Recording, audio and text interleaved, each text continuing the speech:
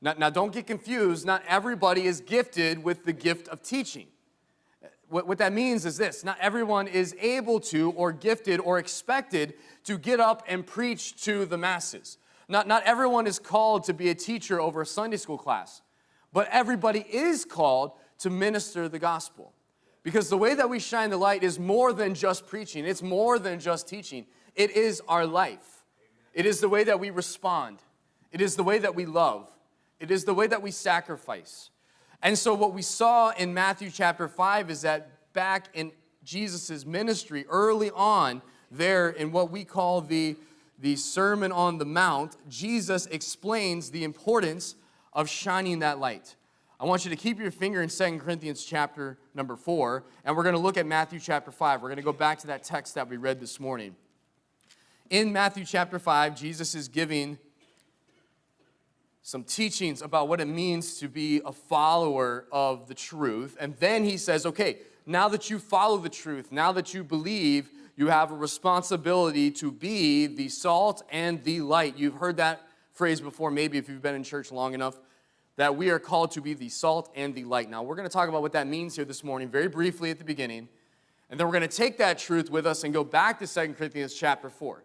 Because Paul has said, you need to be excited about the ministry. And then he's going to conclude 2 Corinthians chapter 4 verse 6 by saying, hey, we all have this responsibility to shine the light. So Jesus says to his followers, ye are the salt of the earth. Now, there's a lot of debate about what that salt really means, but what we can tell is this. Back in this time frame, even more than today, salt had value. Actually, there were people that were paid their salary in salt. And so therefore, what we know is that salt had value, and one of the reasons why it had value is because it had a preserving element to it.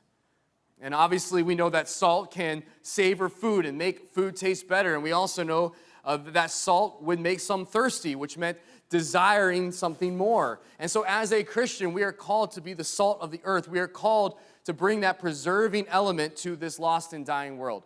We're called to stir the hearts of people to have more hunger and thirst for righteousness.